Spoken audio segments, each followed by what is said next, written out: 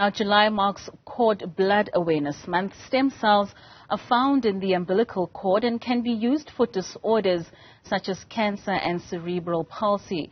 They are able to generate into any cells required by the body and are valuable for persons with debilitating illnesses. Ahmed Kajee filed this report. Umbilical cord blood stem cells are being used to treat many life-threatening diseases, yet access to cord blood stem cells in South Africa remains limited. Private medical facilities such as Next Biosciences store cord blood stem cells at a rate of 25,000 rand for 20 years. Chief Medical Officer at Next Biosciences, Dr. Yvonne Holt, explains how this helps cancer patients. The bone marrow is diseased essentially, and it needs to be eradicated. So the patient is given chemotherapy. And the chemotherapy will then kill off all the diseased blood cells or cancerous blood cells. Then you need stem cells to regenerate a new and healthy bone marrow. So those would be taken, say if they're using cord blood stem cells from storage, the cord blood unit would be thawed and gets put up like a drip, and the stem cells are infused into the patient's body. Those stem cells find their way to the bone marrow, settle in and regenerate a new bone marrow. Stem cells are normally stored at a temperature of minus 190 degrees Celsius in specialized cryogenic cylinders.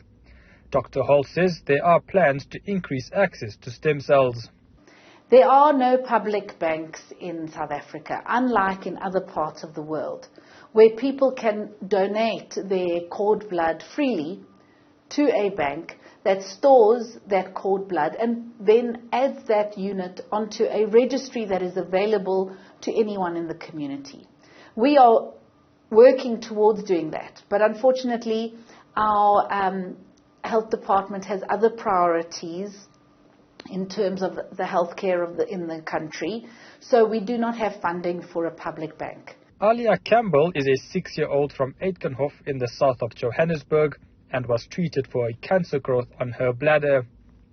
Her 15-month-old sister's stem cells are stored at Next Biosciences for free as part of its corporate social investment project. Alia's mother explains how she feels in case her daughter needs the stem cells for treatment in the future. It gives you that peace of mind to know that if anything ever happens again, there is a backup. You know that it's going to be okay, because with childhood cancer, it can come back at any time. You don't know when it's going to resurface. You take it day by day, but knowing that there are stem cells for her in case she needs it, and also seeing what happens with children at the hospitals and the fight that they just cannot fight anymore. So for us, it's something that you can't even describe.